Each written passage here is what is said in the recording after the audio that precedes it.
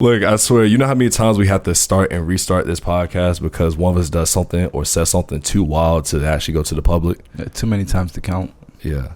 And this time it was all you. Viewer discretion advised. I think we should have that at the beginning of each episode. Nah. We just let them find out. We let them find out. Look, 80-some episodes in, they just got to find out on their own. Right, easy way or hard way. I was thinking about it. I was looking down some of the categories that we might fall under, and I saw comedy. It said, and then with the comedy, it said comedy, stand-up, improv. I was like, yeah, we improvise a lot of this. Oh, absolutely. We do all three. I'm not gonna say we do it well. I don't know. You think you could do a comedy set? Like if you literally like sat down, you did a set, like, you know, wrote down. You think you could do a set? Yeah, but I mean, I believe so. Just on a regular day, people, oh my god, you're so funny, you're a fool. I mean, if I can make the average bear laugh, then I do believe I can make people actually like me, actually well thought out. You feel me? Like if I can make people laugh a few times, it's a rap. If you can make black people laugh, it's a rap. Yeah, then you're funny. You're officially like, funny. You can make it. But the thing is, there's different types of funny. There's different types of funny, right? Like you have the people that are good storytellers. True. Right. True. And then you have the people who are just like they're weird funny. Right. Then you have the people that are just like they're like me. They're corny funny. Like, or like I'm corny. The mannerism. Like Kevin Hart's funny, but he's more funny just like the whole act that he puts on. Yeah, like he's over the top funny. He's like funny. He's over the top funny. And then you got corny funny, and I think I fall in the corny category. Like I'm gonna be that dad that's just funny as all hell. The dad jokes. Because but well, not even the dad jokes. Like I'm just gonna do funny, just like yo, that's my dad funny. I feel sorry for my future kids, inshallah. Make dua for me. But I think they're going to be like every time, you know, I take them out, be with their friends, I'm just going to make, crack all the jokes up, you know what I'm saying? Oh, yeah, they're going to hate me. Like, dude, your dad is just so awesome. I'm like, I hate him. So, how you been? How you been, though, bro? I've been good, man. When was the last time we actually asked each other that? That's what I'm saying, dog. This is a good time. Yo, you know what? I was talking to her. I was talking to a friend. She was like, I was telling her she's like off doing her thing. She's like traveling and stuff.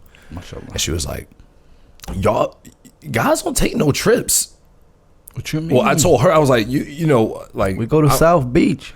No, like we don't take trips and time with each other. I know we had an episode about self-care and all this stuff, but we really like sit down and think about it. Guys don't take trips and that aren't for work. But look, there aren't in their immediate locale. Like we don't just take a vacation and relax. The only time we travel is for, like you said, maybe pleasure. Definitely go secure the bag, hit a few plays, or maybe go after, you know, if we're trying to find an old lady. That's what I'm saying. We only travel to get married or business. There always has, for us guys, there always has to be some sort of goal or some sort of like end thing that needs to be reached with the traveling. You feel me? There is no like, oh, I'm traveling just to travel. It's like, hold on. You leaving work for what? you don't stop making money just to go. You leaving the grind for what? Yeah. To land some sun, boy. If you don't get back over here right now. Yeah, we have been missing sun for a minute. I'm ready for springtime to hit. Right, but yeah, I just thought that was interesting, man. Because like here we are again, and asking each other how we are, and usually it's like I'm good, alhamdulillah. And then, you know, I'm feeling good, but you know, I could be better, of course. Let's be real about it. No, man. But you done? You tell me how you feel. Yeah. That's my therapy session. I feel good. Well, guys, you guys know what Jabril's been up to lately. He's been pondering about traveling and working. And GoFundMe page coming up in a bit. I'll take my man Jabril to the across the globe in 60 days. Was across the world in 60 days? Yeah. Good movie. But overall, I've been good. Actually been great. Life is good. One thing that I've been doing lately that's been hard in the past is try to get over things quick, apologizing quick, and just if I'm having a bad day, just try to turn around for a good day, because sometimes I think like, oh my God, I got so much things going on, and then I'm thinking like, oh, I may not make it that far. Then I'm like, okay, cool. And then that really just calmed me down. Everything real quick. And that really calmed me down. Okay, let me just focus on walking right now. Like, you know what I mean? Let me just focus on driving. Let me focus on breathing real quick. Exactly. Let me go back to meditative state. So try to do more of that self-reflection, and with everything chaos going around, you know, whether it's coronavirus, voting, crazy things going on around the world in India, Kashmir specifically, Syria. Well, lucky for you guys, we're going to be talking about that in a moment. So yes, we will. Let's go ahead and get to it, bro. Let's get it, baby. Let's kick this joint off. And yes, I'm doing well. Thanks for asking, Breel. Baby, 3, 2. What's going on, everybody? This is Breel Salam and Muhammad Hassan. And you were listening to the Young and Muslim Podcast. Asalaamu Alakum, everybody. Hey, okay. It was Chris. We killed that intro. Hey, good stuff. Crispy turkey bacon. It's funny how we're 80 episodes in and we still get hype about making the intro good. Yo, we are horrible at this podcast and stuff, bro. God, like this is hilarious. We've been doing this for almost 2 years and we're still like, yes, we got an intro. What's funny, before we get into the topics, what's funny about the intro though, I don't remember when we started it. I don't remember when we started doing the outro. Like, it's kind of like it kind of happened over time. I mean, I think it happened with the YouTube channel because we're like, hey, we need an intro and outro for the YouTube channel, right? Because the first episode we didn't have any of that. Second episode we didn't have you're talking about like when it actually like came together. It came to fruition. I don't know. I think it was just a few conversations in, and I feel like one day one of us said something. We looked at each other, was like, "Oh, that worked. Guys, let's do it again." More organized. We just can't get, you know. And I'm talking like we were probably like 20, 30 episodes in before we had like a legit thing. Wow. So, and I mentioned this because it's something that, you know, you talk about like self-reflection and stuff like that. I mentioned that because remember, guys, everything takes time. Everything doesn't happen in, you know, the first go. And the reason this has come up is because I got a DM from someone that's doing a podcast. So like, hey, I'm getting ready to start. Any advice? And I think the first thing that I can say, and this isn't just with podcasts, it's with life in general, is you aren't going to have everything figured out on the first episode. Mm-hmm. You aren't going to have everything figured out on the first go. So just start and you'll figure some things out along the way. And, you know, that's funny enough. Our intro is very much that case. Those lessons hurt. It didn't hurt. It's been enjoyable, but you don't know where you're going to be until you get to a place where you thought you're going to be, and you look back. So hindsight is always 20/20. I guess what I mean in regards to the hurt is that when you have everything figured out or you know what's going on, there's this comfort. There's like realization, like, okay, I know it's about to come about, so I know what's going to take to get over this hurdle and that hurdle. But with the unknown, which majority of life is. Mm-hmm. You not only you're worried, but like when you go through those mistakes and everything, they're gonna hurt, you know, whether financially, emotionally. So in regards to the intro, we were hurt because we could have provided you guys with a lot, you know, better podcast. I think our podcast has been A100 fire. You guys have been getting. No, I'm messing with you. We love y'all. All right, Mo. So what do we have on the docket? We got a lot of stuff that we haven't sat down with the people and given them these sort of you know, topics about what's been happening recently. So I'm excited. There's a lot of good, a lot of craziness going on as well, but you know, we're going to talk about all of it. Yes, we're going to start globally and then end it off locally. So for right now, he actually has a plan. All right, cool. Yes. I was just going to, you know, as we said before, improv it, but my man came out here with a full set. I like it. All right, let's do it. I've been prepping. So we're going to talk about some world news right now. A lot that is affecting the Muslim community directly and indirectly. First, let's talk about what is going on in India. If you guys looked at our previous episodes, we talked about the Kashmir relationship and how that is in the middle of both Pakistan and India, and they're almost at like a standstill in regards to like what they want to do, because Kashmir isn't like that. Like in that middle spot where it's just like, you know, Pakistan wants to do it one way and India wants to do it one way. And Kashmir wants that independence. And Kashmir just like, yo, guys, look. Yeah, they're technically just like a territory. So it's, you know. Yeah, well, they're supposed to be a state. Like they're supposed to have like their own rules and their own governance, which they did. Yeah. But then President Modi was like. Yeah, he's treating them like a territory. Yeah. So it's difficult. But you brought that up to say, you know, that was the start of what we're seeing now happen in India, whereas this where Muslims being ostracized and they're being persecuted. So it really, what it looked like then when we were covering what was going on in Kashmir, it looked like it was indictment of Muslims, but it was being covered up by saying they're, you know, coming out to Kashmirians. Mm-hmm. However, it's not just Kashmir; they're also doing it to Muslims throughout India, and that's what we're seeing, especially in Delhi over the last week or so. What's going on there? Multiple Muslims have been killed, and it's just been chaotic. It's been chaos, and they're saying that this is the worst they've seen religious conflict within India for decades.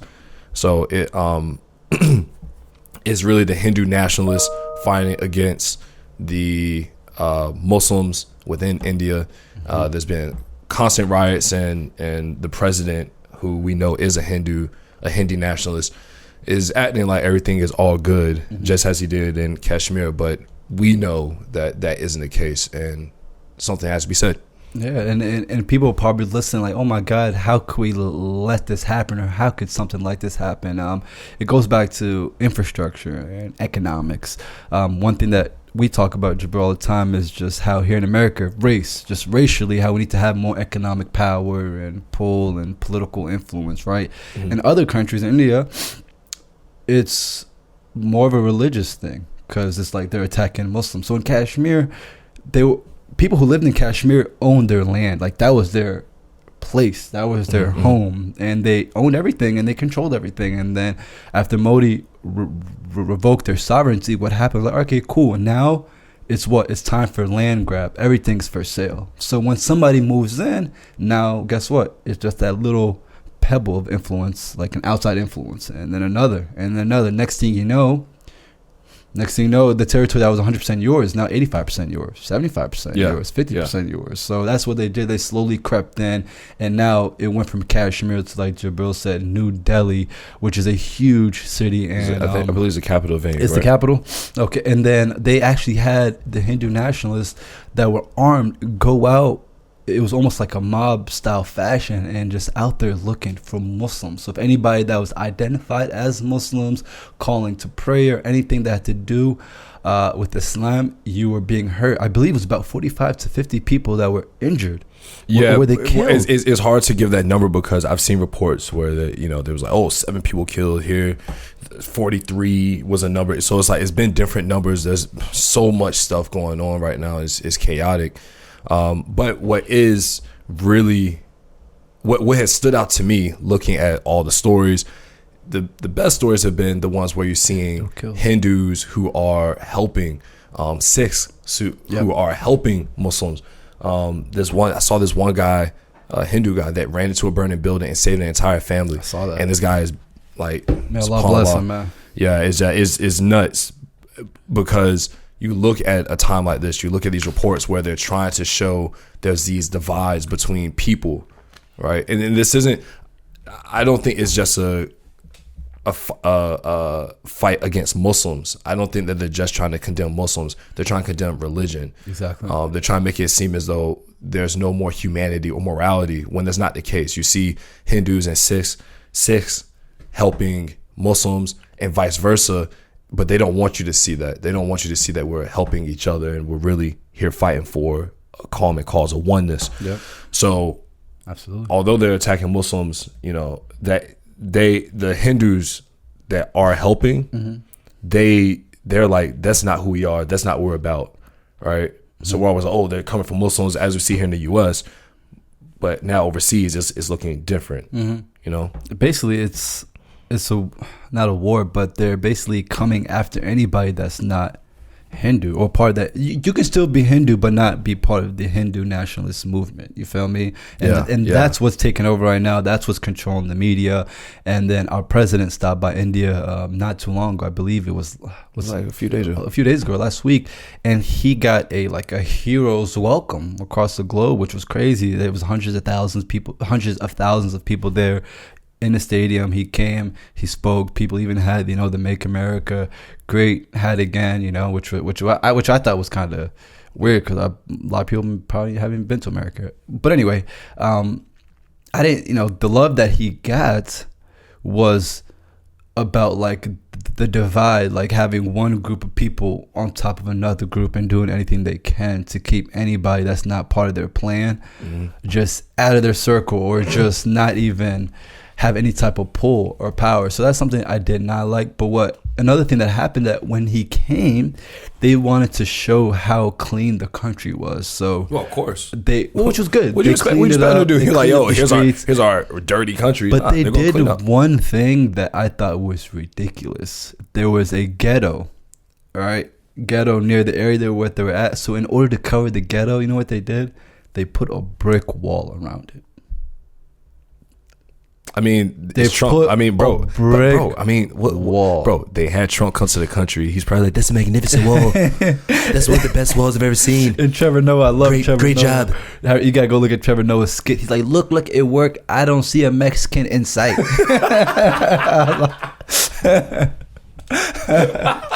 I like Trevor Noah. It's crazy. See, I told you. This is the world that we need. Make India great again. Yeah, I mean, but what's nasty, man, is that you know birds of a feather flock together. So we know that this dude Modi, if he's associated with Trump, and Trump says something along the lines of, you know, this country has some of the most religious freedom of any country I've ever been to. You know, Trump, like he's just gonna say some wild stuff to just appease to the government, to the people in charge, and even if it doesn't make sense, especially he plays on emotions. It's not even playing on emotions, bro. He's saying stuff that makes no sense. Like they have the greatest religious freedom while people are being killed because of their religious rights. Like he's just a walking contradiction. So I don't take too much stock into what he says or does, but I do find it ironic that he visited at this like particular time when all these things going on in that particular country, right? Good point. And what it is really just pushing forth the agenda of the Hindi nationalist movement, saying we're getting stamped by Trump, who is the leader of the most powerful country in the world. Keep doing what you're doing, guys. It's been a good job. Yeah. And I think those credentials meant more to that nation or just that movement than anything else. If you are a Indian or from that area and you're here in America, it would be nice to kind of have conversations with your local Muslims or Sikhs or just whomever, just to let them know, like, hey, it's not like that. You feel me? We're here. We're inclusive. We want everybody to be one. I mean, India is huge. The population is insane. Marshall, they have so many different people. So there's no way. They got over a billion. So there's no way everybody's going like affiliated with one sort of thing. You feel me? There is no way. So for that to be like at the forefront, you know what I mean? We just need to have more conversations about that. So if that's you, hit us up, because I think this conversation needs to be extended, because I think it's going to be had for a while. Yeah, I mean, we just keep updates on it. Follow different pages on Instagram. We share it in our stories, so go and check that out. Yep. So another thing that we got going on, well, we did talk about Kashmir, and it's kind of current. Well, something new happened in Kashmir? Nah, man. All right, well, then it's the same old same. But what is new that's going on in Asia, aside from the coronavirus, which I kind of got some thoughts on that. But I just saw an article. We talked about it the other day. What's happened to the Uyghur Muslims. Now they're being used to work in factories because they're like, we're not going to keep them in concentration camps. We're going to make them work, which is kind of disgusting. They're not being paid. They're not getting no wages. And basically this is what I told you yesterday, like slavery. Like they're putting people in slavery. They got religious, what they call them? Religious prisoners. They have religious prisoners, and now they're making them work in these factories that make the shoes that you and I wear, or make the products that you and I wear, which isn't surprising, right? Because that's where a lot of factories are already at. But the products that they're making, and one of the names that came along with it was Nike, which. Do you remember? Do you know who else did this in the past? Who? BMW. Did they? So BMW, when everything was going on, and BMW is a German company. For those that do not know, they had a boom, and that boom was the cause and effect of Jewish prisoners and people that were being persecuted. So they brought them in for cheap labor to make those. Were they paying them though? I don't. I mean, not at that. Well, because if you say cheap labor, I mean, bro, look at what we do. They might not even pay them at all. Yeah, okay, all right. I'm just asking. Because it was specifically because there was at one point just like a big surge of Jewish people being like helping out with the growth and the explosion of BMW, and it was around that time when BMW was just starting, the Holocaust and everything like that. Okay. Yeah, so you got to put a time frame, because I'm thinking you're talking like the 70s, no, 60s, 70s. This was around the Holocaust. Put a time frame on that. Yes, sorry about that. They go to context. So they are doing something similar right now. So the Uyghur Muslims, depending how you pronounce it, like you said, it's ridiculous. It's crazy. So I'm waiting to see somebody, like a reporter, somebody that's on the ground. Every time I see something, it's like a picture or like a video that might be coming from there. I never see somebody reporting from there. You feel me? I know it's the same thing. I know it's the same thing. They're really, really compact when it comes to stuff like that, and they don't like nobody getting. Nothing gets out like that. Nothing gets in or nothing gets out. You feel me? So it's difficult. It's difficult. Look, this is a big reason why it's important for us to be more conscious about the products that we endorse, the things that we wear. Like me personally, I was looking at some articles about like leather and like the effects of leather on the environment and how we need to be more sustainable. And there's this company, these two brothers or two friends came up with this leather that's made out of cactus hide. So I was like, oh man, that's pretty dope. Like a plant-based leather. I bring that up because how things are made is just important as when you see it hanging up and you're like, oh, that's nice. Where it comes from, because when you support certain things, you're endorsing the whole process. You're not just endorsing the product itself or the brand. You're endorsing how they go about getting the product made, the wages that they pay. And it's difficult in some instances, like Amazon, for example. Like Amazon, I don't particularly agree with how they run their business in terms of ethics, right? I don't agree with them ethically on every point. However, it's very difficult because Amazon is such a big conglomerate. They logistically, they're on point. So it's very difficult to not use Amazon. However, I think we need to be more conscious about the things that we are supporting, the products that we are supporting, especially when there's a lot of different options. So with Nike, for example, with shoes, me personally, I've never really worn Nikes. I have one pair of Nike shoes, right? I don't really like their stuff. But maybe instead of people shopping with Nike, they're like, hey, like Adidas is nice, or Puma or whoever. Again, do your research. I know what's happening over there in terms of, our Muslim brothers and sisters that being in prison. It's very scattered. A lot of the information is scattered. But do your research as best you can. Ask questions. If you have any more information on what's going on over there, feel free to DM us or send us any of the articles or blog posts that you're finding, and that way we can also get better educated to help educate people who don't want to read and just want to listen. So and that's the goal, is to reach one, teach one. That works for us too. There's different information that we see that we need more information about. Even though Nike has had a history of doing things like that, you feel me? The good thing is to also know what's going on, because like Jabril said, not only you're endorsing the product, but you're endorsing the lifestyle that comes with it. You feel me? Because all these brands, they're showing you a way of life. Think about it. America runs on Dunkin'. You feel me? Like you wake up, like everybody's on the move and they start their day off with Dunkin' Donuts, like coffee. That is a way of life.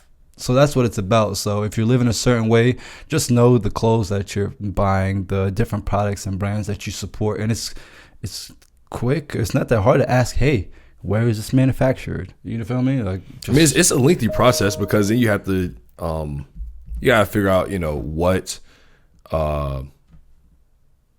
what factories they're using. Because I studied this when we were in school. It's like there's certain factories that make certain products, and they don't just make one product. They might make, for instance, they'll make T-shirts, right? But they make T-shirts for Hanes, Fruit of the Loom, and X, Y, and Z company. That's crazy. Everybody making the same thing. So your shoes may cost $1,000 difference, but made at the same spot, Payless is made at. Yeah, exactly. And again, it comes down to branding. So, we just need to be aware. You feel me? We just gotta be more aware of what is going on. So do your research, and it's still millions of Muslims still are detained. So whether they're in concentration camps or working in factories, let's not forget the fact there are millions of Muslims that are being surveillanced, right? And this is something else I want to talk about. Surveillance and artificial intelligence and just facial recognition, bro, that is the next wave of societal persecution. What do you mean the next wave? It's been here. It's been here, but think about it. Right now, I just heard something online. We're being surveyed right now. FBI is listening to us. Like, look, for example, I listened to something yesterday. It was, I believe, on NPR. They were saying in London, right? Guess how many cameras are in London? I don't know. It's like a billion. A billion cameras? Come on, man. 420,000 cameras in London. Guess how much is in Washington, D.C.? How much? 40,000. Damn. Think about that. They say there's people now in London who are wearing masks or putting on different type of makeups and different type of things so they can alter the facial recognition, so the stuff aren't spying them, able to, trace their whereabouts and stuff like that. And they already know where you at. They already know where you at. If you have a cell phone, they know where you at. But in China, that is something that they've been doing, and they're looking for people that have Muslim names, wearing kufis, or just identifying as Muslims. You feel me? So they're going through a lot more than just what we see. You know what I'm saying? Yeah, absolutely. That's what that movie Eagle Eye was about with Shia LaBeouf. It was about how they're surveying us and things like that. Dang, Shia. But also coming out of China is the coronavirus. Wuhan, China. If you guys don't know what coronavirus is by now, it is the new pandemic. Epidemic is like when it's just in one place and everybody's getting sick. A pandemic means it's like everywhere. Like, I didn't know that. Yeah. Nice. So it's everywhere. Like you panicking? No, like Pan-Africanism. Like panicking. Well, people are panicking. That's for sure. People are panicking. From what I have learned of the coronavirus, there is no cure for the coronavirus. It's kind of like a cold or the flu or something of that nature, where you just got to fight it off with your immune system. So make sure you guys are taking plenty of vitamin C and all the other good vitamins that we were taught as kids to eat. Make sure you're getting your the Flintstone chewable vitamins. Yes, wash your hands. Yeah, thoroughly. Wash your hands. I see y'all coming out the bathroom. This is not the time to come out the bathroom and not washing your hands after. You feel me? All I know is there's a particular race that does that. I'm not going to sit here and act like it's all of us out here. Like, I've seen one particular skin tone of people go in the bathroom and not wash their hands. Reminder benefits the believer. Please wash your hands. Thoroughly. So you spread the coronavirus through touching the face and the eyes and nose and things like that. That's how it gets into you. Or like people sneezing on your back. It's kind of nasty, but that happens. They suspended Umrah for the time being, so there's no entry in or I believe in or out of Mecca. In or out. So the people that are there right now are there. I don't know about out. But I know nobody can go in for Umrah right now. I've had some family members that are still just in the area. So people that actually went to Umrah and just say they might be from Jeddah or just traveling just to go and pray. I think they're still not. They still got to go through quarantine and check it. Okay, they got it. Okay, so cool. Before they can leave out. They can leave back. Yeah, because that's and there's people that I've been reading articles. Oh no, how can they do this? Like, it's a pilgrimage. But you gotta understand, when you have hundreds of thousands of people who are going there constantly. You have to have some sort of procedure, especially when it's a pandemic. This isn't a sickness or illness that is just affecting one part of the world. Like, it's spread. It's in America already. It's over in Europe. Like, it's everywhere right now. So we have to be cautious, because if they aren't responsible with this responsibility that they have, right, they can really affect a lot of people and their families and things like that. So. And that sucks, because for me and my family, we're going to Hajj, and they're saying they don't know how long this will take, and it might extend into Hajj season. So inshallah, make dua that for everybody that have made their intention to go to Hajj this year, this isn't something that's going to affect their ability to go on the pilgrimage. I'm praying. All right, may Allah accept it. And also another thing, yes, people have died from the COVID-19, just another word for coronavirus, but a lot of them have been people over the age of 70 who already had a shot immune system. So it wasn't like these were young people. I think they were saying that us people of the melanin are good to go. I don't know if you see them articles online, but I still will not hold that into place. I would still say take care, quality care of yourself and your family. Get vitamin C. Go to Walmart. I know the shelves right now are actually out of stock of hand sanitizer. I know people are going insane, but if you have some, make sure you keep it at home. Wash hands. And also, I would ask your current school or job to figure out what they're doing to combat coronavirus, whether it's working remote, having your kids stay at home, online lessons. Some schools are actually moving to some online classes, stuff like that. Really? Yeah, for a few weeks and stuff like that. They said Yeah, because kids ain't going to wash their hands no matter what. They say in Japan, in Tokyo, in Japan, they just implemented a work from home policy for the next 2 to 3 weeks. They said this has never happened because Japanese people do not work remote. They're all about the communal life, always being at work. So this is something totally new for them. And they're probably families at home going crazy right now. Like 20 people at home. Don't talk to me. I'm hustling. Oh snap! Yeah, so it's nuts. I went to. We're talking about like what we've been up to. I went to a Bernie Sanders rally at Virginia Wesleyan. Funny enough, and it was dope, man. It was really cool. Personally, this is who I am supporting. So this is not an endorsement by Bernie Sanders. Yes, I'm calling you again to solicit your help. We need your funds. I'm here asking you again for your donations. It was cool, man. It was a good rally. I was there with our boy Creek. His mom. Shout out. Oh man, that was hilarious. This man Creek it's crazy how you have friends that still got the hair. Yeah, his hair dreads are long. Oh. It's funny how you can have friends who you won't see for. That's nasty. What got him cut out? YouTube. Go check the YouTube channel. It's funny how you can have people who you don't see for years, but as soon as you get with them, it feels like you were with them like the day before, like the weekend, right? So I got to go there with Creek. We were like really, really close. I got some nice video of Bernie, and so a lot of people in my family like, why are you doing this and that and the third? First off, whoever you decide to vote for is your decision. I don't care who you vote for. Choose somebody. Make sure you guys use this right that you have. What's interesting is why I support this guy, why I support this man is based off of just morality and my principles as a Muslim. Mm-hmm. And this isn't to say like what he is saying is all in support of Muslims or anything like that. Not saying that it isn't, but for me, the consistency of his message and the fact that he is not soliciting the help of the big money makers. Mm-hmm. He's using the people. He's going to the people speaks volumes, because when you look at the days of the Prophet, peace and praise be upon him. You look at there was a time where he was trying to solicit to the big people, like the money makers within Mecca, and he was getting nowhere. He was getting frustrated because he was trying to get their help, saying, "Hey, like convert," but it was these negotiations and these talks. It was a lot. It was a lot of work, and he was getting exhausted because I've been talking to these guys forever. Why isn't it working? And Allah revealed to him, go and talk to, you're talking to the wrong people. You're trying to get the help of the big money people, but their motives aren't genuine. Mm-hmm. You know what I'm saying? They're looking for something to get out of becoming Muslim. Whereas your message has to appeal to the common man. That's what Islam does. It appeals to the common person. Anybody can be Muslim.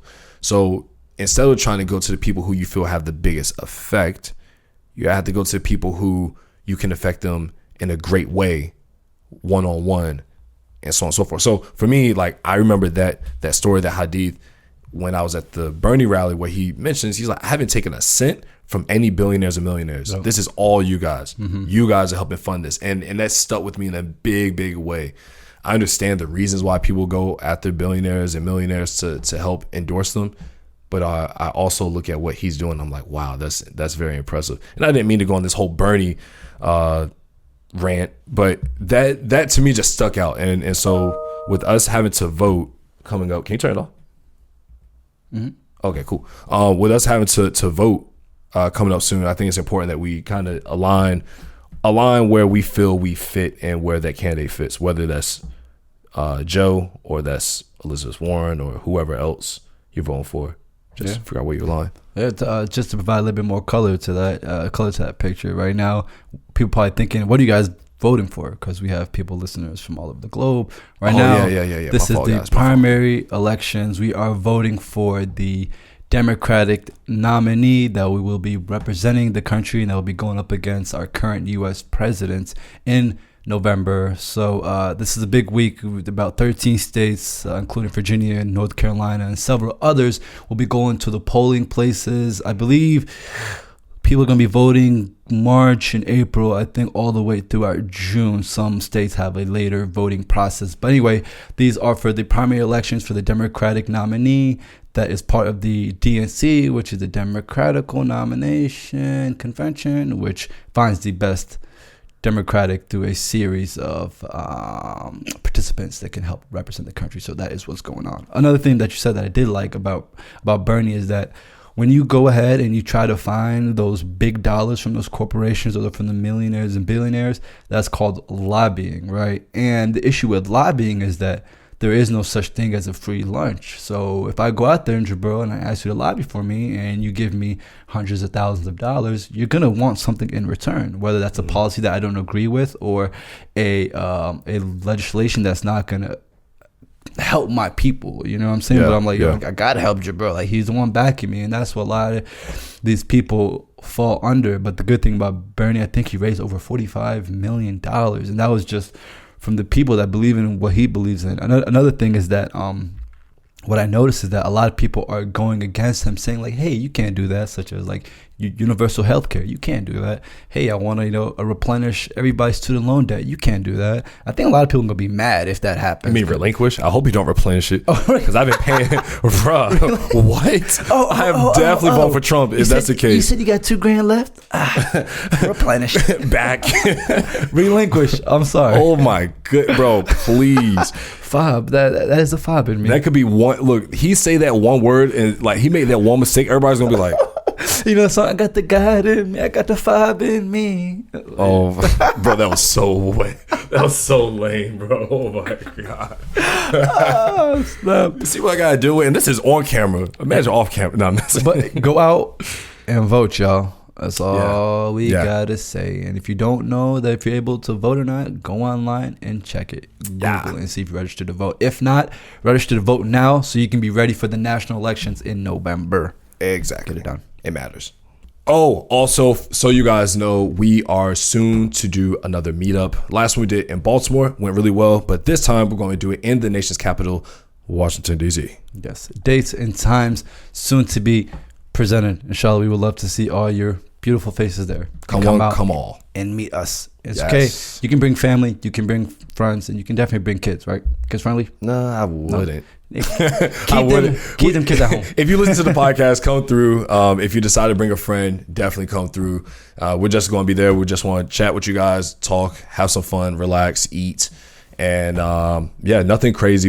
This is not a live podcast. No. There's no price of admission. Yep. We're going to go somewhere. We're going to hang out there for a minute. We're going to be there with some people, just cooling it. If you guys want to record or you guys want to have the conversation recorded, that's fine.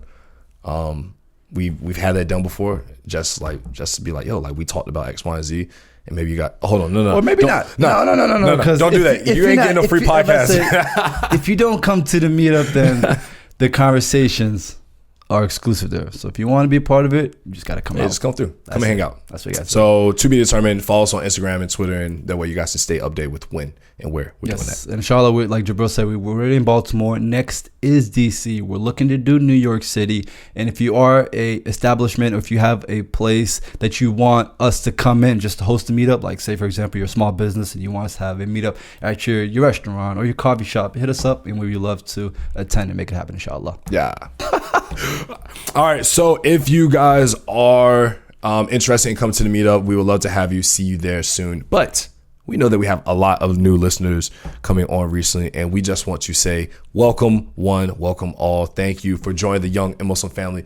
We are very, very excited to have you on this journey. Make sure you guys leave us a review if you enjoy this podcast. You can give us a review on all your favorite listening platforms, which are where, Mohammed? They can listen to us on SoundCloud, Google Play, Apple Podcasts, iTunes, Castbox, and also Stitcher Radio.